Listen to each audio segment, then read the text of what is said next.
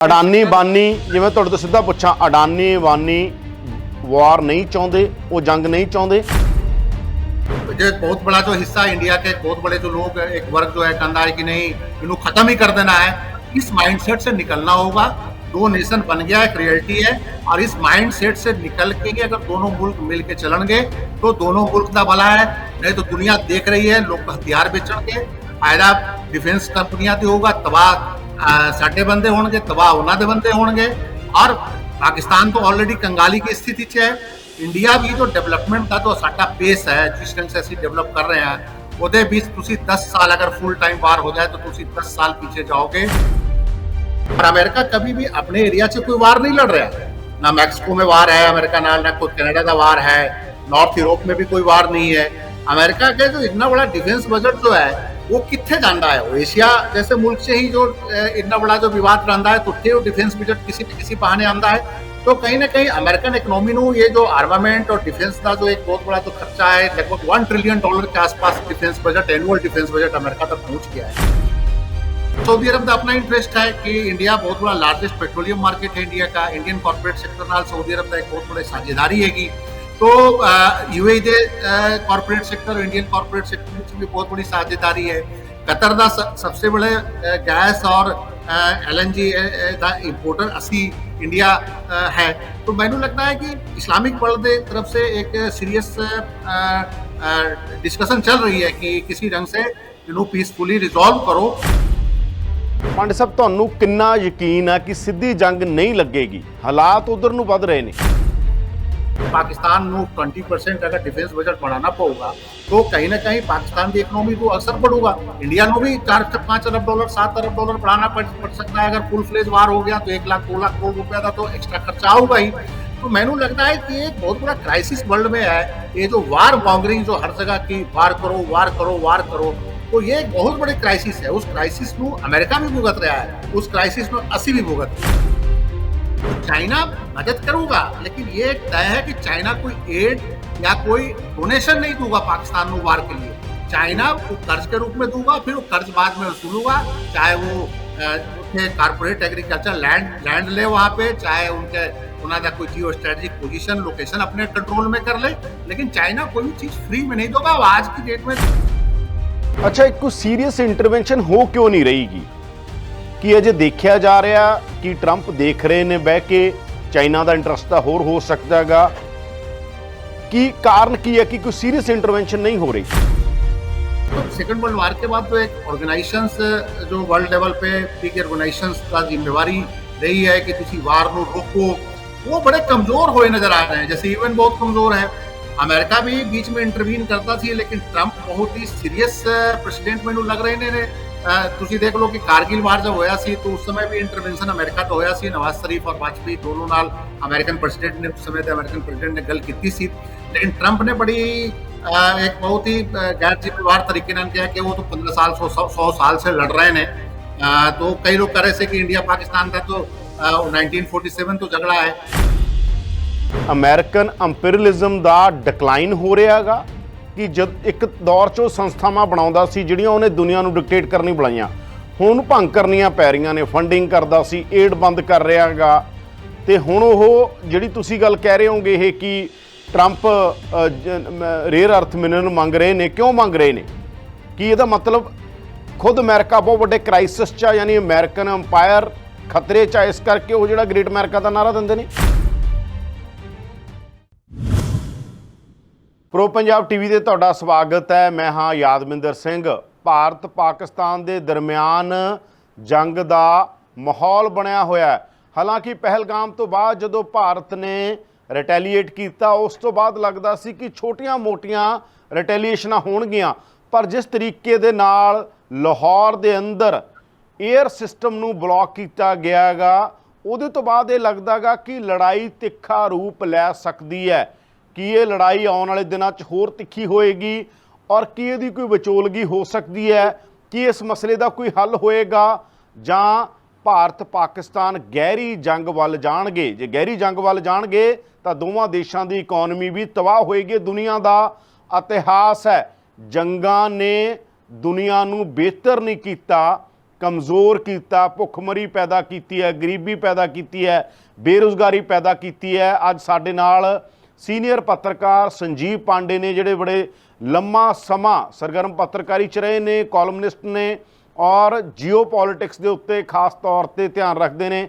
ਪਾਕਿਸਤਾਨ ਇੱਕ ਦੌਰ 'ਚ ਜਾ ਕੇ ਵੀ ਆਏ ਸੀ। ਉਹਨਾਂ ਨਾਲ ਗੱਲਬਾਤ ਕਰਦੇ ਹਾਂ ਕਿ ਇਹ ਹੋ ਕੀ ਰਿਹਾ ਗਾ, ਆਉਣ ਵਾਲੇ ਸਮੇਂ 'ਚ ਕੀ ਹੋਏਗਾ। ਸਵਾਗਤ ਹੈ ਪਾਂਡੇ ਸਾਹਿਬ, ਬਹੁਤ ਬਹੁਤ ਤੁਹਾਡਾ ਪ੍ਰੋ ਪੰਜਾਬ ਟੀਵੀ ਤੇ। ਸਤਿ ਸ੍ਰੀ ਅਕਾਲ ਜੀ। ਜੀ ਸਤਿ ਸ਼੍ਰੀ ਅਕਾਲ ਪਾਂਡੇ ਸਾਹਿਬ। ਪਹਿਲਾ ਸਵਾਲ ਮੇਰਾ ਹੀ, ਕਿਵੇਂ ਦੇਖ ਰਹੇ ਹੋ ਤਾਜ਼ਾ ਸਿਚੁਏਸ਼ਨ ਨੂੰ? ਕਿਉਂਕਿ ਚੱਲ ਤਾਂ ਹੀ ਰਿਹਾ ਸੀਗਾ ਕਿ ਨਹੀਂ ਇਹ ਤਾਂ ਜੀ ਇੱਧਰੋਂ 에ਅਰ ਸਟ੍ਰਾਈਕ ਹੋ ਜੂਗੀ, ਉੱਧਰੋਂ ਹੋ ਜੂਗੀ, ਇੱਕ ਤਰ੍ਹਾਂ ਦੋਵੇਂ ਆਪਣੀ ਈਗੋ ਸੈਟੀਸਫਾਈਡ ਹੋ ਜੂ ਦੋਵੇਂ ਮੁਲਕਾਂ ਦੀ, ਪਰ ਇਹ ਜੰਗ ਵੱਲ ਨਹੀਂ ਜਾਏਗਾ ਮਾਹੌਲ। ਪਰ ਅਸੀਂ ਦੇਖ ਰਹੇ ਹਾਂ ਮਾਹੌਲ ਸੀਰੀਅਸ ਹੋ ਰਿਹਾ ਪਾਂਡੇ ਸਾਹਿਬ। ਦੇਖੋ 1970 ਵਾਰ 71 ਦੇ ਤੁਸੀਂ ਵਾਰ ਨੂੰ ਅਗਰ ਦੇਖੋ, ਲਾਸਟ ਵਾਰ ਸੀ ਜੋ ਕਈ ਫਰੰਟ ਤੇ ਲੜਿਆ ਗਿਆ ਸੀ। ਬਾਂਗਲਾदेश ਦੇ ਫਰੰਟ पे भी ਹੋਇਆ ਸੀ, ਈਸਟ ਪਾਕਿਸਤਾਨ ਦੇ ਫਰੰਟ पे भी ਹੋਇਆ ਸੀ, ਵੈਸਟ ਪਾਕਿਸਤਾਨ ਦੇ ਫਰੰਟ पे भी ਹੋਇਆ ਸੀ। ਉਹਦੇ ਬਾਅਦ ਲੋ ਇੰਟੈਂਸਿਟੀ ਵਾਰ ਜਾਂ ਪ੍ਰॉक्सी ਵਾਰ ਤੁਸੀਂ ਕਹੋ, दोनों मुल्का बीच चल रहा सी 71 के वार के बाद। और कारगिल भी होया, तो कारगिल भी बहुत लिमिटेड एरिया में कश्मीर के अंदर होया सी। और उसके बाद जो भी जैसे बालाकोट भी जो एक सर्जी अटैक होया, तो जो भी मिनिमम एरिया में, और तुसी समझ लो कि जो फ्रंट रहा वो कश्मीर ही रहा अगर तुसी अगर देखो तो। लेकिन 71 के बाद ये 2025 से एक सिचुएशन ऐसी आ गई है इस दोनों मुल्का बीच की वार जो है वो कश्मीर से बाहर पंजाब, आज तो तुसी देख लो कि राजस्थान तुसी देख लो, राजस्थान के बाद गुजरात के भुज से भी पाकिस्तान का एक अटैम्प्ट होया राज्य, और इंडिया ने रिटेलिएट किया है। तो ये एक कन्वेंशनल फुल्ली कन्वेंशनल वार नहीं है, लेकिन एक ईयर वार तो है ये दोनों मुल्क का बीच।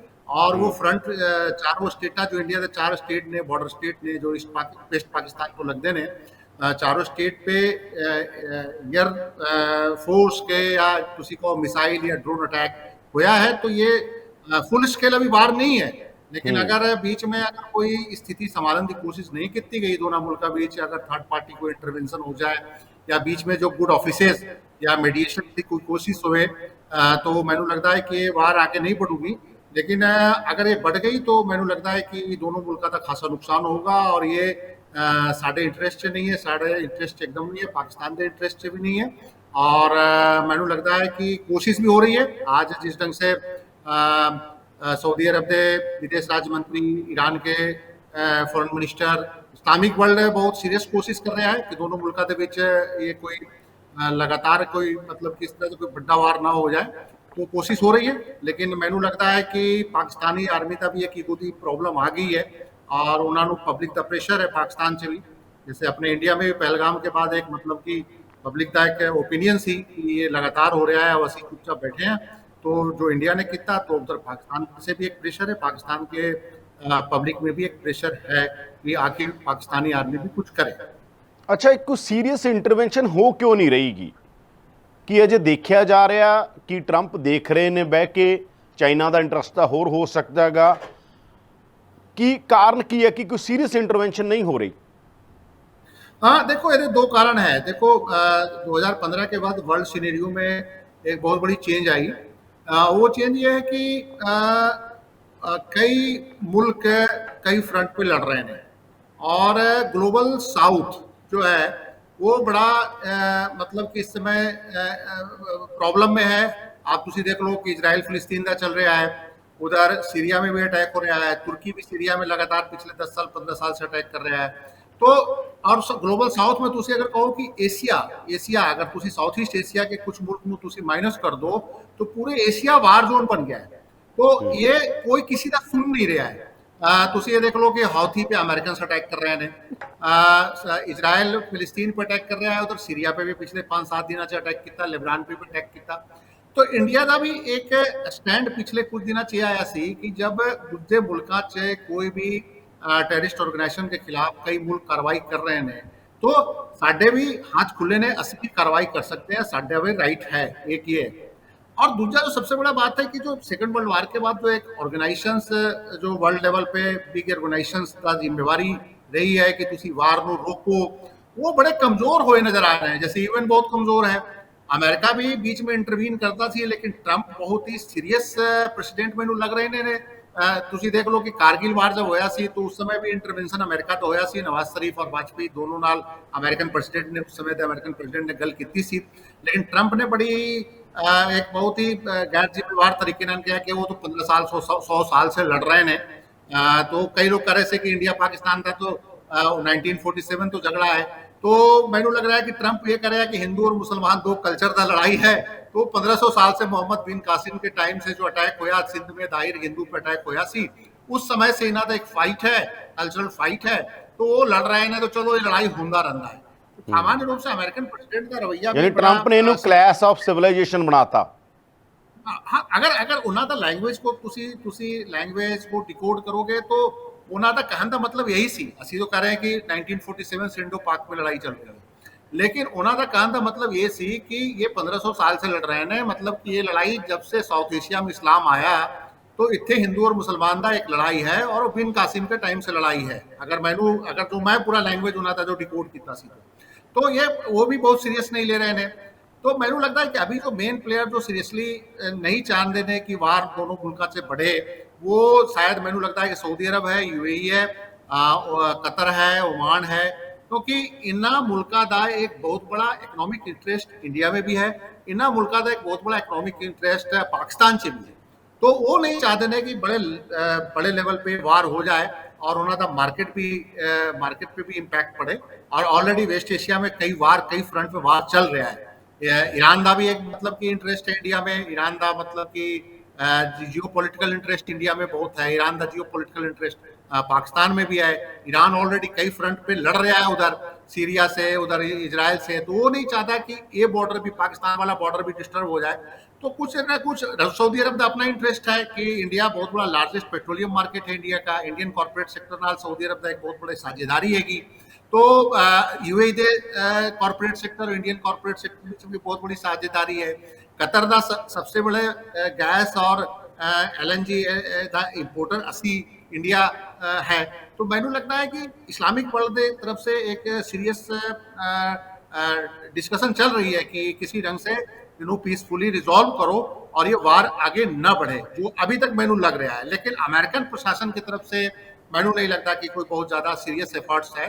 और ट्रंप बहुत सीरियस भी नहीं है मैनू लगता है कि एडमिनिस्ट्रेशन या स्टेट्समैन से ज्यादा वो एक बड़े बिजनेसमैन ने यूक्रेन में भी तुम देख ही रहे हो वो कह रहे हैं कि रेयर अर्थ मिनरल्स दे दो और भी ये चीज दे दो कोल दे दो ਅਸੀਂ ਅਮਰੀਕਾ ਨੇ ਤੁਹਾਨੂੰ ਇਤਨਾ ਪੈਸਾ ਦਿੱਤਾ तो बिजनेसमैन वाला ज्यादा एक माइंडसेट है ट्रंप का नहीं बिजनेसमैन ਜਿਹਨੂੰ ਥੋੜਾ ਪ੍ਰੈਕਟੀਕਲੀ ਦੇਖੀਏ ਕਿ ਅਮਰੀਕਨ ਇੰਪੀਰੀਅਲਿਜ਼ਮ ਦਾ ਡਿਕਲਾਈਨ ਹੋ ਰਿਹਾਗਾ ਕਿ ਜਦ ਇੱਕ ਦੌਰ 'ਚ ਉਹ ਸੰਸਥਾਵਾਂ ਬਣਾਉਂਦਾ ਸੀ ਜਿਹੜੀਆਂ ਉਹਨੇ ਦੁਨੀਆ ਨੂੰ ਡਿਕਟੇਟ ਕਰਨੀ ਬਣਾਈਆਂ ਹੁਣ ਭੰਗ ਕਰਨੀਆਂ ਪੈ ਰਹੀਆਂ ਨੇ ਫੰਡਿੰਗ ਕਰਦਾ ਸੀ ਏਡ ਬੰਦ ਕਰ ਰਿਹਾਗਾ ਤੇ ਹੁਣ ਉਹ ਜਿਹੜੀ ਤੁਸੀਂ ਗੱਲ ਕਹਿ ਰਹੇ ਹੋਗੇ ਇਹ ਕਿ ਟਰੰਪ ਰੇਅਰ ਅਰਥ ਮਿਨਰਲ ਮੰਗ ਰਹੇ ਨੇ ਕਿਉਂ ਮੰਗ ਰਹੇ ਨੇ कि ਇਹਦਾ मतलब खुद अमेरिका बहुत बड़े क्राइसिस च यानी अमेरिकन अंपायर खतरे च इस करके वो जो ग्रेट अमेरिका का नारा देंगे ने डेफिनेटली देसी देख लो ना कि जो अमेरिकन असी तो समझते हैं कि अमेरिका बहुत बड़ा इकोनॉमी है लेकिन जिस ढंग से चाइना ने उन्होंने मैन्युफैक्चरिंग सेक्टर से लेके वर्ल्ड मार्केट में चाइना ने जो चैलेंज किया अमेरिका ने तो निश्चित रूप से ट्रंप या कोई भी अमेरिकन जो स्टेट का जो एडमिनिस्ट्रेटर है वो चाहता है कि जो वर्ल्ड में जो सारी सुपरमेसी इकोनॉमिक सुपरमेसी जो रही है वो बनी रहे और निश्चित रूप से मैन्युफैक्चरिंग जो है अमेरिका का सबसे कमजोर पॉइंट है इस समय और चाइना ने उन्होंने काफी हद तक कंट्रोल कर लिया है तो एक कारण है लेकिन अमेरिका का एक और भी है कि अमेरिका जो है वर्ल्ड का सबसे लार्जेस्ट तुम अगर देखोगे तो डिफेंस बजट अमेरिका का है $900 बिलियन का और अमेरिका कभी भी अपने एरिया से कोई वार नहीं लड़ रहा ना मैक्सिको में वार है अमेरिका नाल ना कोई कनाडा का वार है नॉर्थ यूरोप में भी कोई वार नहीं है अमेरिका के जो इतना बड़ा डिफेंस बजट जो है वो कितने जाता है वो एशिया जैसे मुल्क से ही जो इतना बड़ा जो विवाद रहता है तो डिफेंस बजट किसी न किसी बहाने आता है तो कहीं ना कहीं अमेरिकन इकोनॉमी ਨੂੰ ये जो आर्मामेंट और डिफेंस का जो एक बहुत बड़ा जो खर्चा है लगभग $1 ट्रिलियन के आसपास defence budget annual defence budget America तक पहुंच गया है सेकंड नंबर पे $300 बिलियन चाइना है इंडिया का भी देखो कि पाकिस्तान ओनली पाकिस्तान से एक टेंशन कारण तुम देख लो कि इंडिया का डिफेंस बजट भी $82 बिलियन पहुंच गया है पाकिस्तान एक छुट्टा जा मुल्क है उन्होंने भी तुम हाल देख लो कि उन्होंने $10 बिलियन डिफेंस बजट है और अभी कल परसों जब से इंडिया नाल पेंशन शुरू हुई है तब से ਤੁਸੀਂ ਦੇਖ ਲਓ ਕਿ ਪਾਕਿਸਤਾਨ 'ਚ 18% ਜਾਂ 20% ਡਿਫੈਂਸ ਬਜਟ ਪਿਛਲੇ ਸਾਲ ਨਾਲੋਂ बढ़ाने की बातचीत चल रही है। जो जुलाई में उन्होंने बजट सेशन आऊगा तो ਉਹਦੇ ਵਿੱਚ पेश करेंगे। तो 20% मतलब कि बढ़ाना का मतलब है कि पाकिस्तान पहले ही बैलेंस ऑफ पेमेंट के क्राइसिस से गुजर रहा है। पाकिस्तान के पास इंपोर्ट बिल देने लिए पैसे नहीं है और ਉਹਦੇ ਵਿੱਚ अगर पाकिस्तान ਨੂੰ 20% अगर डिफेंस बजट बढ़ाना पड़ेगा तो कहीं ना कहीं पाकिस्तान की इकोनॉमी को असर पड़ेगा। इंडिया को भी 4-5 अरब डॉलर 7 अरब डॉलर बढ़ाना पड़ सकता है। अगर फुल फ्लेज वार हो गया तो 1 लाख 2 लाख करोड़ रुपया का तो एक्स्ट्रा खर्चा होगा ही। तो मैनू लगता है कि एक बहुत बड़ा क्राइसिस वर्ल्ड में है। ये जो वार मॉन्गरिंग जो हर जगह की वार करो वार करो वार करो, तो ये एक बहुत बड़ी क्राइसिस है। उस क्राइसिस को अमेरिका भी भुगत रहा है, उस क्राइसिस में असी भी भुगत रहे। तुर्की क्यों सपोर्ट कर रहेगा पाकिस्तान ਨੂੰ बैक कर रहा तुर्की? हाँ देखो, इस्लामिक वर्ल्ड में एक लीडरशिप क्राइसिस लीडरशिप होड़ है। देखो अभी तक अगर तुम देख लो 1950 के बाद जो तुर्की का एक बहुत बड़ी ख्वाहिश है ऑटोमन लीडरशिप ਨੂੰ बहाल करने की।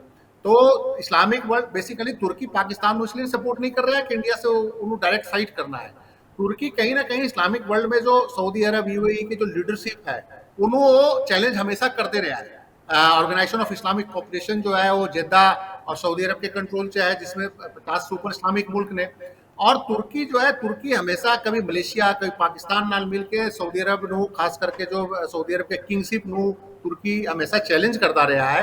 तो तुर्की इसी बहाने वो बता रहा है, देखो कश्मीर के जब धारा 370 के जो प्रोविजंस जब कई स्पेशल स्टेटस तक खत्म होया सी तो इस्लामिक ऑर्गेनाइजेशन जो सी वो बहुत खुल के पाकिस्तान नाल नहीं आया। लेकिन तुर्की और मलेशिया जो खुल के आ रही थी, क्योंकि तुर्की ये देख रहा सी मौका, यही मौका है कि इस्लामिक वर्ल्ड का जो लीडरशिप है वो सऊदी अरब और यूएई और ये कतर जो हीरो बन रहा है, कतर भी एक बहुत बड़ा लीडरशिप है जो हमेशा नेगोशिएशन का एक बहुत बड़ा सेंटर दोहा रहा है। तुम देखोगे कि तालिबान अमेरिका के बीच जो गलबात होती रही है वो कतर से होती रही है। तो ये तुर्की हमेशा लीडरशिप क्राइसिस से गुजरता रहा है कि किसी ढंग से लीडरशिप मेरे कंट्रोल चाहे, इस्लामिक वर्ल्ड का लीडर असी बन जाइए। तो वो पाकिस्तान नाल इस समय खुल के खड़ा है कि देखो सऊदी अरब जो है थोड़े नाल नहीं खड़ा है, यूएई थोड़े नाल नहीं खड़ा है, वो अपने बिजनेस इंटरेस्ट इंडिया में देख रहे हैं, इंडियन कारपोरेट सेक्टर नाल वो अलाइन ने, और देखो असी थोड़े नाल खड़े हैं। तो तुर्की का एक मिजाज ये भी है, लेकिन तुर्की का एक डबल गेम है। तुम ये देख लो कि तुर्की हमेशा जो कुर्द रेबल ने उन्होंने नाल एक तुर्की में क्राइसिस रही है कुर्द रेबल नाल, और तुर्की हमेशा ये एलिगेशन लगाता रहा है कि सीरिया के अंदर जो कुर्द रेबल्स का सेंटर है उत्थे ट्रेनिंग लेंदे ने और इतने तुर्की से अटैक करते हैं, और तुर्की हमेशा सीरियन एरिया में जाके अटैक करता है। सेम पोजिशनिंग पाकिस्तान दी है कि भारत का यही आरोप है कि जो टेररिस्ट ऑर्गेनाइजेशन ने पाकिस्तान से ट्रेनिंग लेंदे ने और साडे एरिया से आके अटैक करते हैं। तो तुर्की जो काम कर रहा है सीरिया में वही काम इंडिया का क्लेम है कि पाकिस्तान से किया, लेकिन वो तुर्की उस चीज मानने लिए तैयार नहीं है। तो मेन मान के चलो तुसी कि वो पूरा का पूरा जो तुर्की इसलिए भी एक इंपॉर्टेंट हो जाता है कि नाटो का मेंबर भी है। तुर्की का रशिया नाल भी बहुत बेहतर रिलेशन है। तुर्की एक बहुत बड़ा ड्रोन सप्लायर रशिया का भी है। तुर्की ड्रोन यूक्रेन को भी सप्लाई कर रहा है, डबल गेम खेल रहा है। तुर्की अब वेपन्स तो पाकिस्तान में भी दे रहा है। तो मैंने ये लगता है कि तुर्की एक इस्लामिक जो वर्ल्ड का लीडरशिप लेन ली, ये कोई भी ऐसा मौका नहीं गवांदा जिथे कि इस्लामिक वर्ल्ड को लीडरशिप मिले और यूएई और सऊदी अरब नीचे हो। ये मैंने लगता है तुर्की का मेरा ये एनालिसिस है। पांडे साहब ਤੁਹਾਨੂੰ ਕਿੰਨਾ ਯਕੀਨ ਹੈ ਕਿ ਸਿੱਧੀ ਜੰਗ ਨਹੀਂ ਲੱਗੇਗੀ? ਹਾਲਾਤ ਉਧਰ ਨੂੰ ਵੱਧ ਰਹੇ ਨੇ। देखो मैनू लगता है कि असी मुनीर ने जो एक स्टेटमेंट जो दिता सी जिसके कारण जो एकाएक लग गया कि कहीं ना कहीं कुछ क्राइसिस बढ़न वाला है। तो असी मुनीर साहब के इंटरनल क्राइसिस इस समय पाकिस्तान से बढ़िया हुआ है। तो 3 फ्रंट पे पाकिस्तानी क्राइसिस को तुम देख लो। फर्स्ट फ्रंट है कि तालिबान जो है, अफगान तालिबान से रिलेशन 2020 के बाद बहुत डिटोरेट हुआ पाकिस्तान का, और फ्रंट उधर अफगानिस्तान के फ्रंट पे डेली गोलियां चल रही हैं, उत्थे पाकिस्तानी सैनिक भी मारे गए। दूसरा बलूची जो रेबल ने जफर एक्सप्रेस वाला थोनू पता ही होगा किस ढंग से अटैक होया, और बलूचिस्तान में किस ढंग से चाइनीज जो डेवलपमेंट प्रोजेक्ट्स पे अटैक हो रहा है, और खैबर पख्तूनख्वा में भी चाइनीज डेवलपमेंट प्रोजेक्ट जो खास करके इंडस पे जो एक बन रहा है दाइमार बैफा डैम, उस पर जिस ढंग से पाकिस्तानी तालिबान ने अटैक किया है। तो वो कई फ्रंट पे चैलेंज थी असी मुनीर रू। और दूसरा जो सबसे बड़ा चैलेंज डेमोक्रेटिक सेटअप से असी मुनीर को मिला इमरान खान से, और इमरान खान इस समय जेल में बंद है, और इमरान खान के जो सपोर्ट बेस घटिया नहीं जेल में जाने के बाद। जब इलेक्शन होया तो Imran Khan supported MNA member of national assembly 90 सुपर जीत गए। तो ये आर्मी ਨੂੰ बर्दाश्त नहीं होया। इस इंटरनल क्राइसिस से निपटन लिए असीम मुनीर ने एक बहुत बड़ा एडवेंचरिज्म, ये एडवेंचर गेम तो खेला है इन्होंने असीम मुनीर साहब ने। और जिस ढंग से पूरा के पूरी थ्योरी देती कि टू कि नेशन साडा सिविलाइजेशन हो रहा ਉਹਨਾਂ ਦਾ ਹੋ रहा। हाँ, तो वो सारा उस थ्योरी पे आके और उसके बाद ये पहलगाम वाला घटना हो गया। तो मैनू लगता सी कि वो इंटरनल क्राइसिस ਨੂੰ थोड़ा सा निपटन ਲਈ ਉਹਨਾਂ ने डाइवर्ट किया सी सारे मसले ਨੂੰ। तो ये एक कांड हो गया।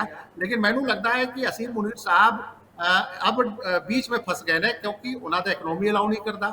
पैसे कितने आएंगे वार के लिए, पैसे देने लिए कौन अभी वर्ल्ड का मुल्क है, अमेरिका साथ चाइना दे रहा उन्होंने पैसे, कहते चाइना दे रहा।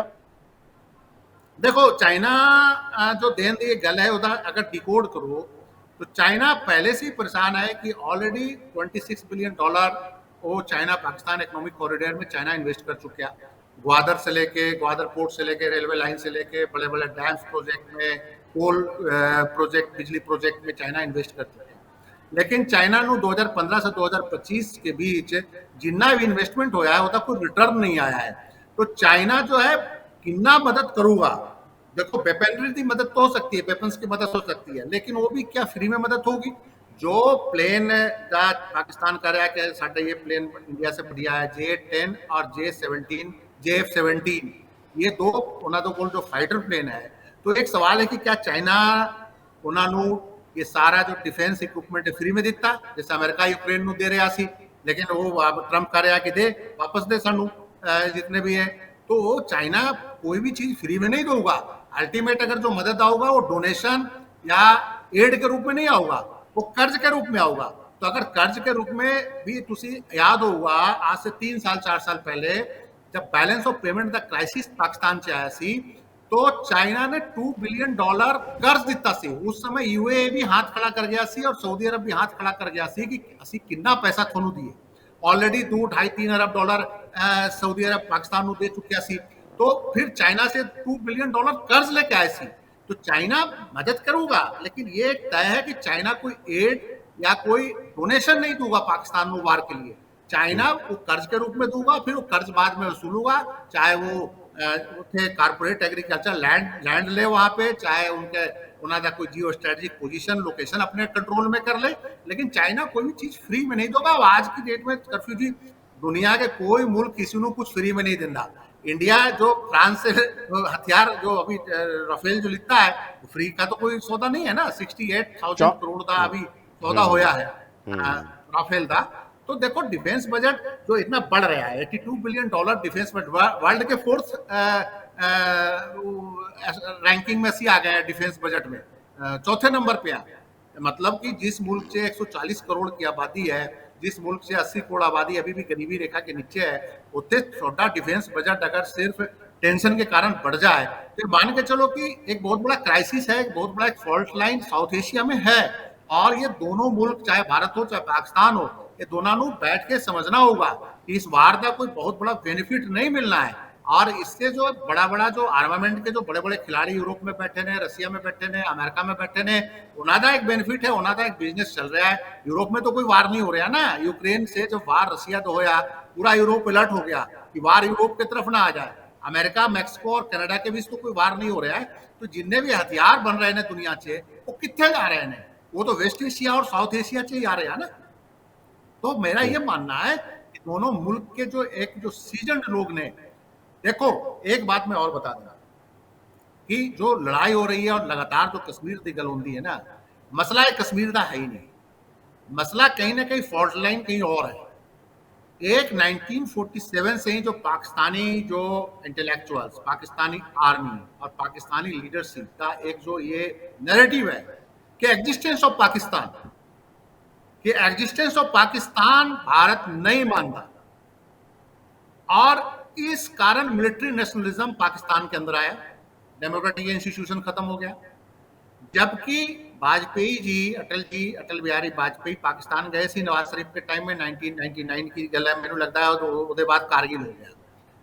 अटल बिहारी वाजपेयी जैसे राइट विंग लीडरशिप जो इंडिया दे सन, उन्होंने उत्थे स्वीकार किया ਕਿ ਅਸੀਂ ਪਾਕਿਸਤਾਨ ਦੇ ਐਗਜ਼ਿਸਟੈਂਸ ਨੂੰ ਐਕਸੈਪਟ ਕਰਦੇ ਹਾਂ। ਪਾਕਿਸਤਾਨ ਇੱਕ ਇੰਡੀਪੈਂਡੈਂਟ ਮੁਲਕ ਹੈ। ਤੁਸੀਂ ਇਹ ਗਲਤਫਹਿਮੀ दूर करो कि ਤੁਹਾਡਾ ਐਗਜ਼ਿਸਟੈਂਸ ਅਸੀਂ ਖਤਮ ਕਰਨ ਲਈ ਖੜੇ ਹਾਂ। तो अटल बिहारी वाजपेयी ने जब इतना क्लैरिटी नाल बोलता कि असी थोड़ा एग्जिस्टेंट इंडिपेंडेंट पाकिस्तान ਨੂੰ ਮੰਨਦੇ ਹਾਂ, ਅਸੀਂ आ जाओ दोस्ती करते हैं, लेकिन ਉਹਦੇ बाद भी नहीं हुआ। एक दूसरा जो बहुत बड़ा जो कंटेंशन है पाकिस्तानी इंटेलेक्चुअल्स, पाकिस्तानी लीडरशिप और पाकिस्तानी आर्मी का एक नैरेटिव है कि वाटर 1947 से कि जी भारत जो है पानी रोकूगा जो वेस्टर्न रिवर्स ने जो 3 रिवर्स ने जिसे अभी इंडिया ने जिन्हों सस्पेंड करता ट्रीटी, तो वो कि भारत पानी रोक दूंगा। इंडस, चेनाब और झेलम जो 100% पानी पाकिस्तान का। लेकिन तुसी ये देखो हिस्ट्री कि ये नैरेटिव भी फेल होता है। 1947 से लेके 225 तक, 225 तक आज देख लो, भारत ने कभी भी पाकिस्तान का पानी कभी भी नहीं रोका। 71 में वार होया, 1965 में वार होने के बावजूद वार टाइम में भी इंडस वाटर कमीशन के कमिश्नर्स लगातार मीटिंग करते सी और पानी का बहाव कभी भी टर्न करने की कोशिश भारत ने नहीं की।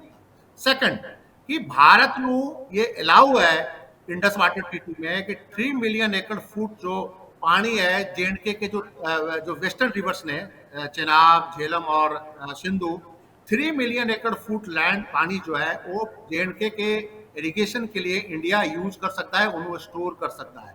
रियलिटी की है, रियलिटी है कि पिछले 70 साल से इंडिया की स्टोरेज कैपेसिटी आज भी 3 मिलियन एकड़ फुट नहीं गई है।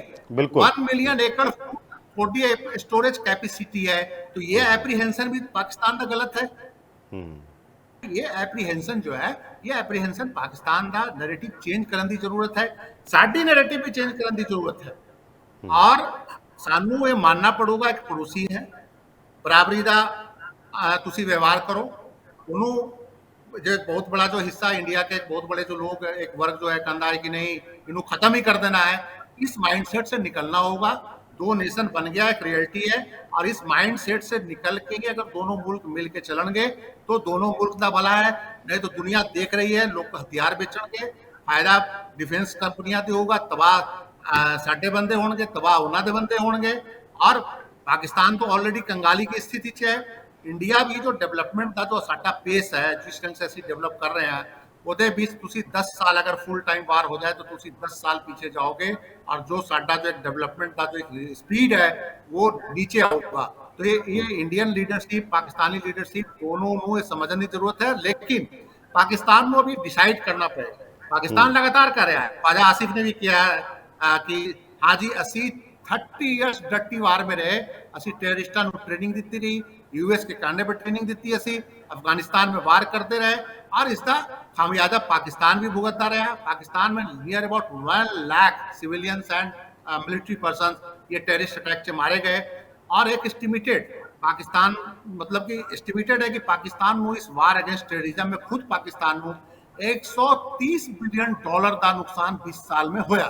पाकिस्तान को इकोनॉमिक नुकसान होया है।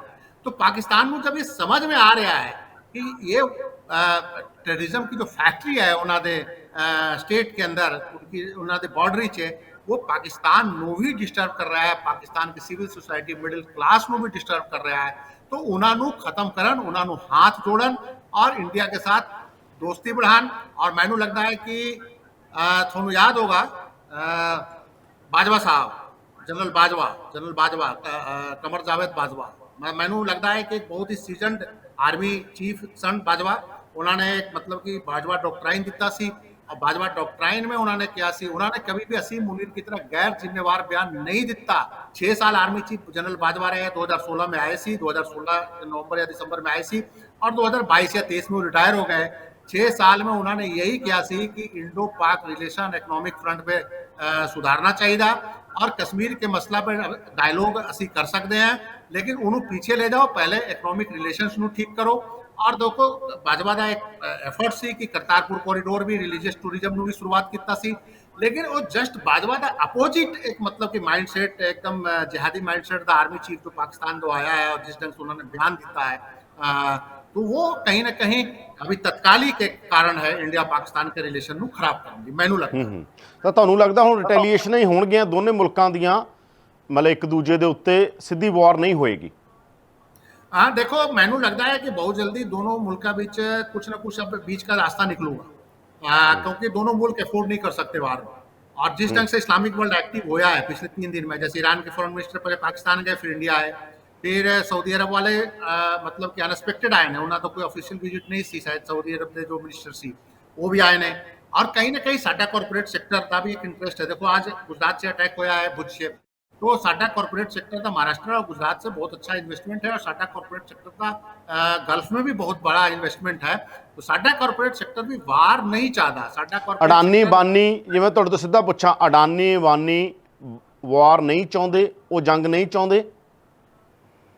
तुसी अगर देख लो कि 2000 से लेकर अभी तक, अडानी तो 2014 के बाद पावरफुल हुए हैं, 2000 से पहले अंबानी फैमिली 2000 के बाद पावरफुल सी, और सऊदी अरब के किंग जो किंग अब्दुल्ला बिन सलमान दे तो पहले सी किंग अब्दुल्ला, ਉਹਨਾਂ ਦੇ ਨਾਲ ਬੜਾ ਅੱਛਾ ਰਿਲੇਸ਼ਨ ਸੀ ਕਿੰਗ ਅਬਦੁੱਲਾ ਨਾਲ ਉਹਨਾਂ ਦਾ। और जितने बार भी टेंशन बढ़िया, जितने बार भी टेंशन बढ़िया भारत पाकिस्तान के बीच, तो कहीं ना कहीं ये तुसी हर जगह रिपोर्ट आई गई है, उसमें भी आई है कि अंबानी फैमिली ने एक गुड ऑफिस अपना इस्तेमाल किया, मीडिएशन भी करने की कोशिश की और मामले ਨੂੰ ठंडा करवाया। ये कोई शक नहीं है, ये सारी दुनिया जानती है। दूसरा, सऊदी अरब चूंकि इम्पैक्ट पाकिस्तान पे दो कारण तो है। एक तो पाकिस्तान के स्पेशल फोर्सेज सऊदी अरब में बहुत लंबे समय तक उत्ते ड्यूटी देते रहे हैं, सऊदी अरब के फैमिली के सिक्योरिटी में भी पाकिस्तान के स्पेशल फोर्सेज रहे हैं। दूसरा, एक जमाने में आज नहीं, आज मोहम्मद बिन सलमान ने पूरा सऊदी अरब का ट्रेंड ही चेंज करता, लेकिन एक जमाने में सऊदी अरब जो सलाफी इस्लाम और खास करके जो जितने भी जिहादी ग्रुप सी, तालिबान हो गया, इधर लश्कर हो गया, इन्हों का कहीं ना कहीं फंडिंग सऊदी अरब के सिस्टम से होंदा सी, तो वो भी कहीं ना कहीं सऊदी अरब के प्रभाव में है। सेकंड, जिन्ने भी पाकिस्तानी आर्मी ऑफिसर्स ने और जिन्ने भी पाकिस्तान के ये जो टेरर ऑर्गेनाइजेशन ने या जिहादी ऑर्गेनाइजेशन ने, इन्हों का बिजनेस गल्फ में है। ये तुसी ये ना समझो कि ये जो टेरर ऑर्गेनाइजेशन ने ये बिजनेसलेस ने, ये बिजनेस नहीं करते। इन्हों का हैवी इन्वेस्टमेंट ट्रांसपोर्ट सेक्टर से लेकर रियल एस्टेट में पाकिस्तान से लेकर सऊदी अरब और इधर दुबई, ये सब एरिया में काफ़ी ज़्यादा है। तो उस कारण भी इन्हों का रिलेशन उस एरिया के सेखा नाल और उन्होंने जो रूलिंग क्लास है उन्होंने नाल है। तो अगर वो अपने गुड ऑफिसेस में इस्तेमाल करते हैं पाकिस्तानी लीडरशिप नाल, पाकिस्तानी आर्मी नाल, क्योंकि उन्होंने भी इकोनॉमिक इंटरेस्ट काफ़ी ज़्यादा है गल्फ में, तो मेरे लगता है कि कोई ना कोई हल दोनों मुल्क में निकलेगी। साढ़े भी बहुत ज़्यादा थोड़ा पता ही होगा कि साढ़ा जो डायस्पोरा जो मतलब कि 80 से 85 लाख लोग गल्फ में साढ़े इंडिया के भी ने, पाकिस्तानी भी काफ़ी ने। तो कहीं ना कहीं ये गल्फ जो है बीच में पावर सेंटर और या मीडिएशन का सेंटर बनता है, चाहे वो तालिबान अमेरिका के बीच हो, चाहे इंडिया पाकिस्तान के बीच हो, चाहे इस्लामिक वर्ल्ड में कोई और भी डिस्प्यूट हो। अभी गाजा और फिलिस्तीन के, गाजा में भी जब इजराइल और फिलिस्तीन को लेकर जब लड़ाई हो रही है, तो उसके बीच में कतर कहीं ना कहीं रोल प्ले कर रहा है। तो ये गल्फ कंट्री के जो शेख ने, थोड़ा सा बिजनेसमैन ने, कट्टर इस्लाम से अब इन्हों का डिस्टेंस है थोड़ा, और थोड़ा सा बिजनेस की तरफ ज़्यादा बढ़े हैं, तो इन्हों का एक इंटरेस्ट है कि साउथ एशिया में अगर कोई अशांति या कोई भी वायलेंस होता है तो उसका इनडायरेक्ट इम्पैक्ट गल्फ पे भी पड़ूगा, उन्होंने बिजनेस पे भी पड़ूगा। तो वो चाहते हैं कि शायद तो उन्होंने गुड ऑफिसेज या मैंने लगता है कि कोई ना कोई मेडिएशन का एक संभावना है दोनों मुल्कों के बीच। अब मैंने लगता है कि कन्वेंशनल वार की स्थिति में दोनों मुल्क नहीं ने, और ये अभी एयरफोर्स के थ्रू जो कुछ होगा और 2-4-10 दिन में मैंने लगता है कि ये मामला यहीं पे ठंडा पड़ेगा। जी, ਧੰਨਵਾਦ ਪਾਂਡੇ ਸਾਹਿਬ, ਬਹੁਤ ਬਹੁਤ ਧੰਨਵਾਦ ਤੁਹਾਡਾ ਸਾਨੂੰ ਇੰਨੀ ਜਾਣਕਾਰੀ ਦੇਣ ਦੇ ਲਈ ਔਰ ਸਾਡੇ ਲਈ ਆਪਣਾ ਕੀਮਤੀ ਟਾਈਮ ਕੱਢਣ ਦੇ ਲਈ। ਨਮਸਕਾਰ। ਤਾਂ ਇਹ ਸਨ ਸੀਨੀਅਰ ਪੱਤਰਕਾਰ ਸੰਜੀਵ ਪਾਂਡੇ, ਜਿਹੜੇ ਜੀਓਪੋਲਿਟਿਕਸ ਨੂੰ ਜਾਣਦੇ ਨੇ, ਪਾਕਿਸਤਾਨ ਜਾ ਕੇ ਵੀ ਆਏ ਨੇ। ਪਾਕਿਸਤਾਨ ਤੇ ਜਿਹੜੀ ਅਰਬ ਕੰਟਰੀਜ਼ ਦਾ ਜੋ ਰਿਲੇਸ਼ਨ ਆ ਔਰ ਜੋ ਉੱਥੇ ਇੰਡੀਅਨ ਕਾਰਪੋਰੇਟ ਦੀ ਇਨਵੈਸਟਮੈਂਟ ਆ, ਇਹ ਸਾਰੇ ਨੂੰ 360 ਡਿਗਰੀ ਦੇ ਉੱਤੇ ਉਹ ਅੰਡਰਸਟੈਂਡ ਕਰਦੇ ਨੇ। ਤਾਂ ਦੇਖਦੇ ਹਾਂ ਹੁਣ, ਇਹ ਬਹੁਤ ਵੱਡਾ ਇੱਕ ਵਿਚਾਰ ਆ ਕਿ ਰਿਟੈਲੀਏਸ਼ਨਾਂ ਹੋਣਗੀਆਂ, ਸਿੱਧੀ ਜੰਗ ਨਹੀਂ ਹੋਏਗੀ, ਔਰ ਅਸੀਂ ਵੀ ਇਹੀ ਚਾਹੁੰਦੇ ਹਾਂ ਪਰਮਾਤਮਾ ਨਾ ਕਰੇ ਸਿੱਧੀ ਜੰਗ ਹੋਵੇ। ਸਿੱਧੀ ਜੰਗ ਨਹੀਂ ਹੋਣੀ ਚਾਹੀਦੀ, ਉਹ 'ਚ ਬਹੁਤ ਵੱਡਾ ਨੁਕਸਾਨ ਹੁੰਦਾ। ਵੈਸੇ ਤਾਂ ਰਿਟੈਲੀਏਸ਼ਨ ਵੀ ਨਹੀਂ ਹੋਣੀ ਚਾਹੀਦੀ, ਚੀਜ਼ਾਂ ਰੁਕ ਜਾਣੀਆਂ ਚਾਹੀਦੀਆਂ ਨੇ ਦੋਵੇਂ ਪਾਸਿਓਂ, ਪਰ ਜਿਸ ਤਰੀਕੇ ਦਾ ਮਾਹੌਲ ਆ ਉਹਦੇ 'ਚੋਂ ਲੱਗਦਾ ਨਹੀਂ ਅਜੇ ਜਲਦੀ ਰੁਕਣਗੀਆਂ। ਪਰ ਸੰਜੀਵ ਪਾਂਡੇ ਕਹਿ ਰਹੇ ਨੇ ਕਿ ਜਿਸ ਤਰੀਕੇ ਨਾਲ ਅਰਬ ਕੰਟਰੀਆਂ ਲੱਗੀਆਂ ਹੋਈਆਂ ਨੇ, ਸ਼ੇਖ ਲੱਗੇ ਹੋਏ ਨੇ, ਕੋਈ ਨਾ ਕੋਈ ਆਉਣ ਵਾਲੇ ਦਿਨਾਂ ਸਮਝੌਤਾ ਅੰਦਰ ਖਾਤੇ ਜ਼ਰੂਰ ਹੋਏਗਾ।